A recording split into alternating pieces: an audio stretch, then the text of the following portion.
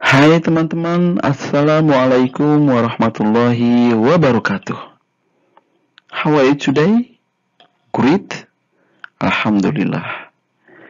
Pada video kali ini, kita akan meneruskan materi terkait dengan finite clause yang kemarin, yakni non-finite clause. Ya, teman-teman, video kali ini materinya agak complicated dan penjelasannya butuh penjelasan lebih. Maka bagi teman-teman yang menonton video ini, mohon untuk tetap stay tune, tidak di skip agar tidak gagal paham. Oke, langsung saja, let's get started.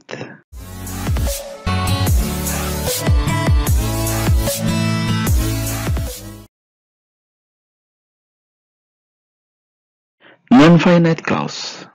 Kita review seperti kemarin. Non-finite itu adalah tidak terbatas. Kalau finite itu terbatas, non-finite tidak terbatas. Adapun clause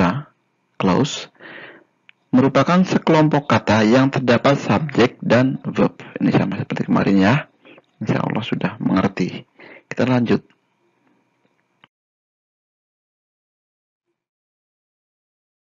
Lalu apa itu non-finite clause?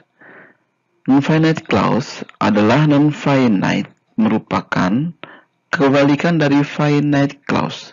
Dikebalikannya, jika finite clause mengandung kata kerja yang menunjukkan tenses, finite clause itu menunjukkan tenses, ingat-ingat.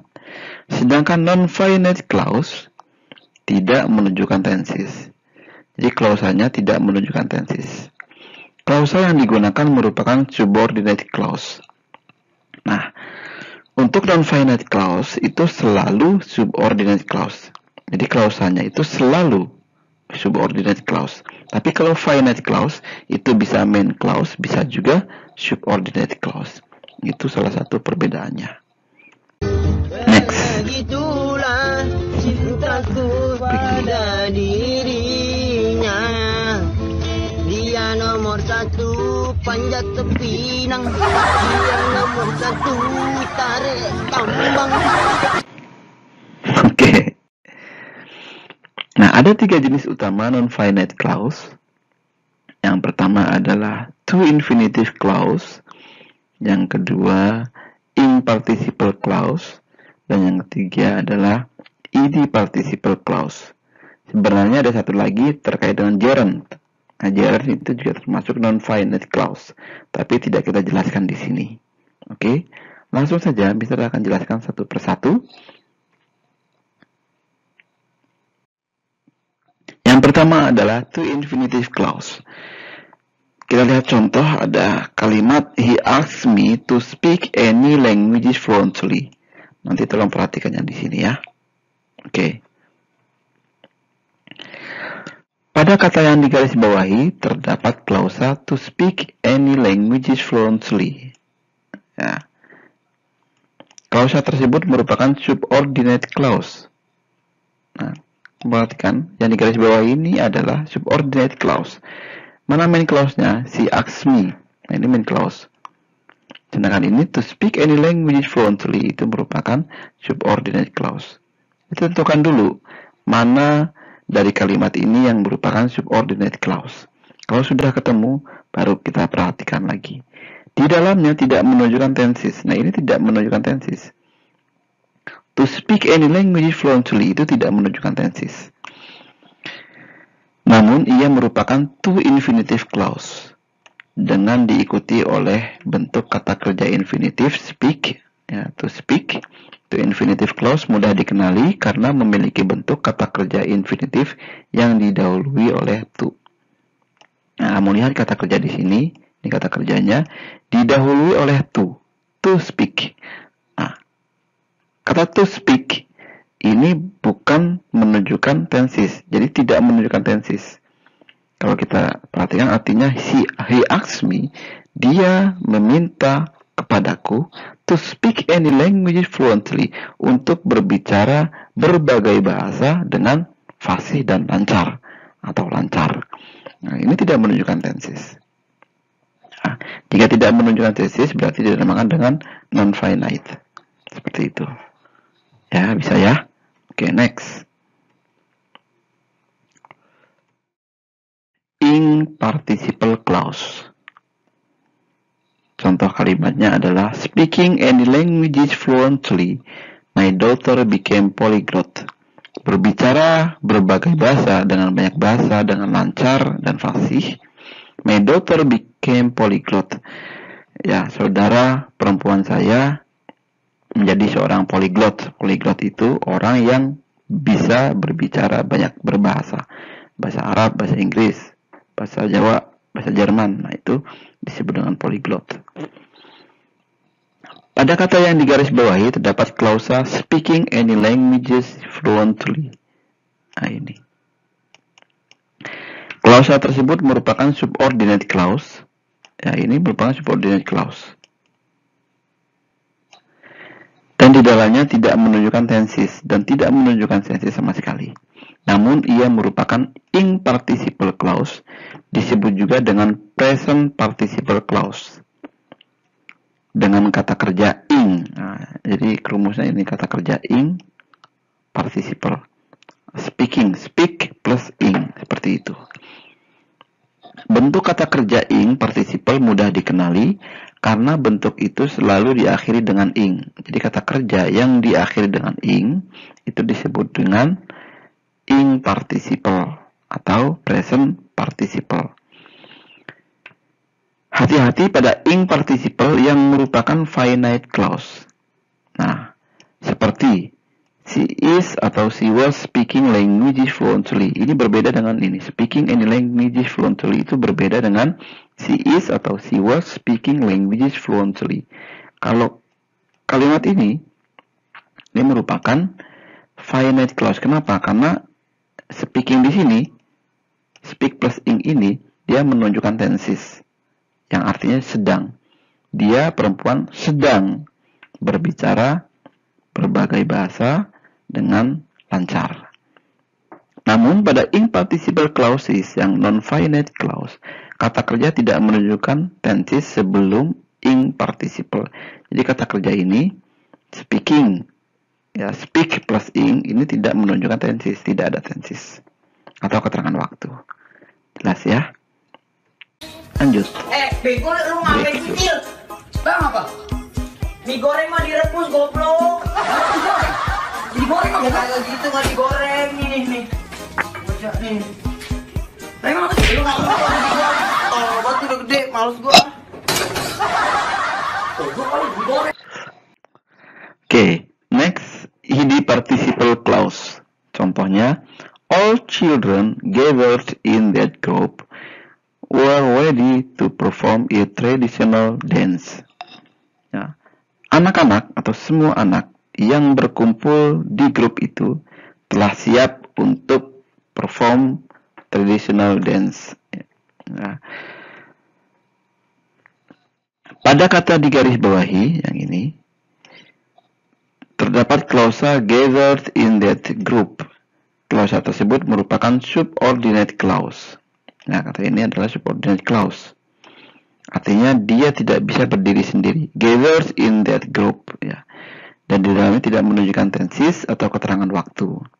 Namun ia merupakan id participle clause, disebut juga dengan past participle. Nah, ini id participle. Ini id participle. Dengan bentuk kata kerja yang tercakup id participle gathered. Nah, misal ini kan menunjukkan tenses. Menunjukkan tenses apa? Past tense. Iya. Tapi dalam kalimat ini tidak menunjukkan tenses. Kenapa? Karena asli kalimatnya adalah all children which was.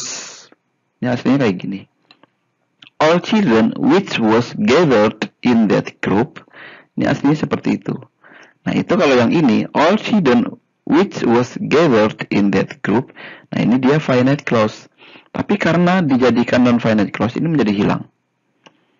Which was-nya hilang, kemudian dipendekkan menjadi all children gathered in that group. Nah, kalau sudah seperti itu, gathered di sini itu tidak menunjukkan tenses. Itu ya. Di penjelasannya kita akan bedakan antara terkait dengan finite dan non-finite. Nanti mungkin next meeting karena bisa terlalu panjang gitu ya. Oke.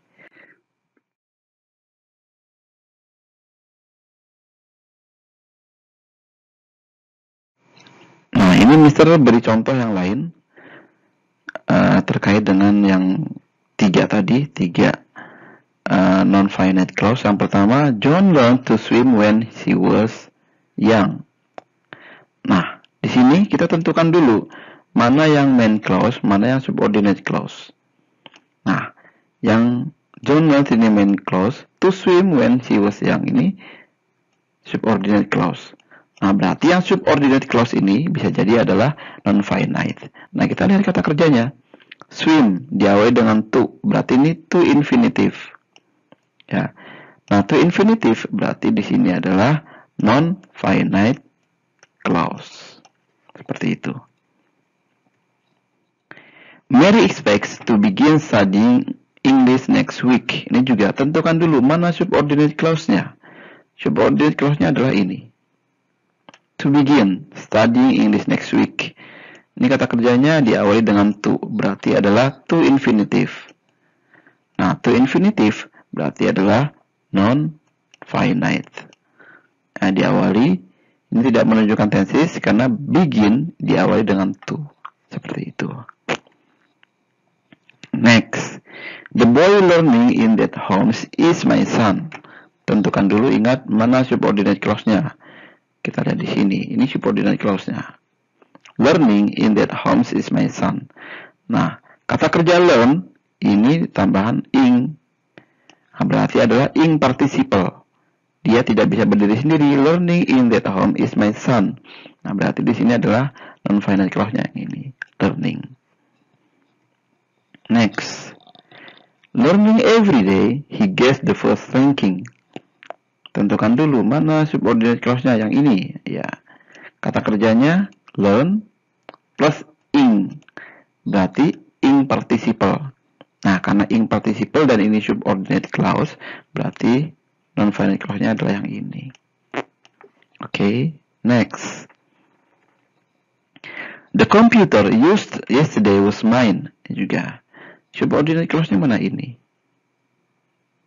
Ya, ini asli katanya adalah the computer which was used. Nah, which was used-nya dihapus, kemudian menjadi the computer used yesterday was mine. Nah, kata used di sini berarti tidak menunjukkan tenses. Nah, karena tidak menunjukkan tenses dan ini adalah subordinate clause, maka itu dinamakan non-finite clause. Next, the news reported on television found a surprising fact. Tentukan dulu subordinate clause-nya mana ini. Reported on television. Ya.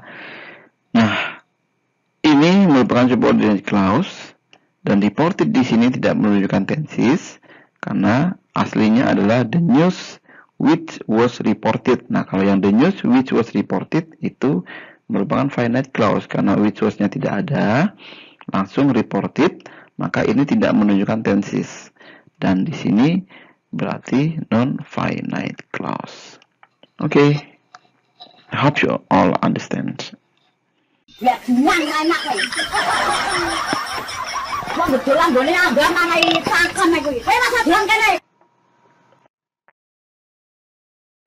I think enough for today. I hope all of you understand my explanation. Insyaallah nanti kita akan lanjut lagi perbedaan terkait dengan finite dan non-finite clause dalam contoh dan mungkin perubahannya supaya lebih jelas lagi. Mister tidak jelaskan di sini karena akan terlalu panjang. Oke, Mister akan jelaskan di next meeting insyaallah. Okay, that's all. Don't forget, please like, subscribe, and share my videos. Good luck. See you next time. Wassalamualaikum warahmatullahi wabarakatuh.